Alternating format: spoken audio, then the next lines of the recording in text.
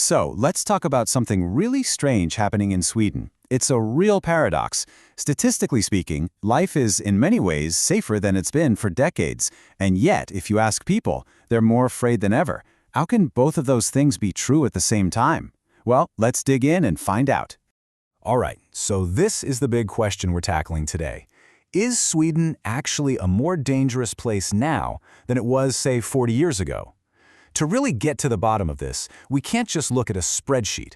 We have to understand what crime feels like for people on the ground today, compared to back in the 1980s. And trust me, the answer isn't a simple yes or no. And here it is, what some are calling the fear paradox. It's a real head-scratcher.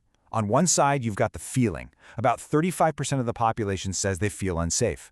But then on the other side, you have the cold, hard stats. Your actual personal risk of becoming a victim of fatal violence is low, and it's been pretty stable for a long time.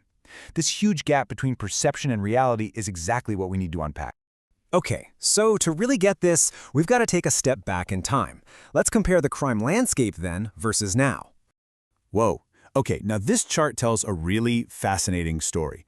If you look closely, the homicide rate per capita is actually a little bit lower than it was back in 1986. And property crime, like burglaries and theft, that's down too. But, and this is a huge but, look at gun violence. It has just shot through the roof. And fraud, it's become a massive, dominant form of crime. So the big takeaway here isn't that there's simply more crime. It's that the kind of crime has completely transformed. And this really gets to the heart of why people feel so much more unsafe. You know, back in the 80s, fatal violence was often impulsive, maybe alcoholic-related, and it usually happened behind closed doors. But today, it's a totally different beast. We're talking about calculated, public shootouts, sometimes with automatic weapons. Even if you're nowhere near the target, just knowing that's happening out in the open creates this constant, low-level fear. It's just in the air. All right, to put Sweden's situation in perspective, it's really helpful to look right next door. Let's bring Norway into the picture. And wow, just look at that difference. It is absolutely night and day. Norway's reported crime rate is roughly half of Sweden's. Now let's be clear, both are still very safe countries in the grand scheme of things, but it's obvious Sweden is on a very different trajectory, especially when it comes to this kind of organized violence.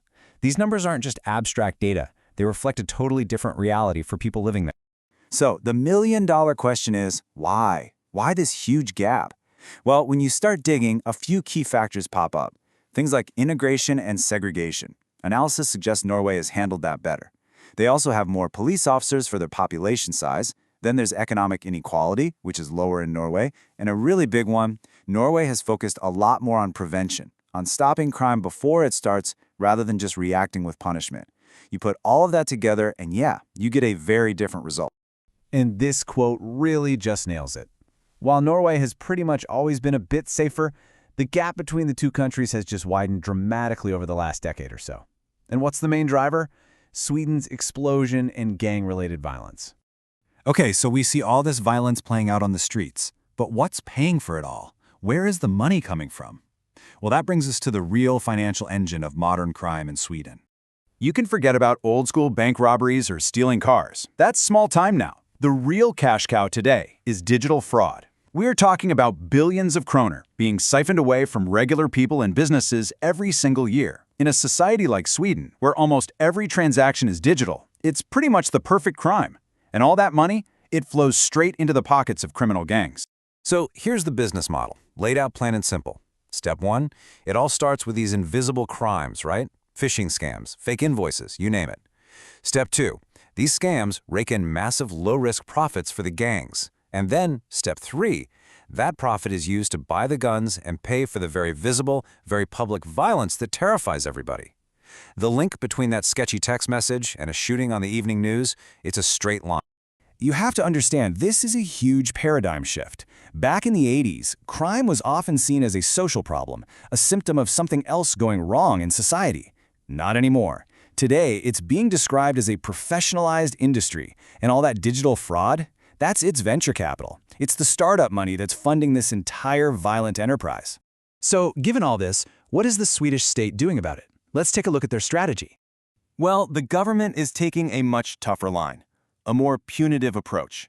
We're seeing plans for thousands of new police employees, implementing harsher minimum sentences, and giving police expanded powers in these so-called visitation zones, areas where they can search people without specific suspicion. It is a massive investment in law and order. And this represents a really fundamental change for Sweden. For decades, the focus of the justice system was on rehabilitation, on the offender. Now, the entire focus has shifted. It's about protecting society and getting justice for victims. It's a huge move away from that traditional Scandinavian model. And this brings us to the final and maybe the most critical question. With this strategy focused on more police and longer sentences, is the state just targeting the symptoms, the violence we see on the news, or is it actually tackling the underlying disease, the billions of kroner from digital fraud that fuel this entire new criminal industry? That right there is the challenge that will likely define Sweden's future.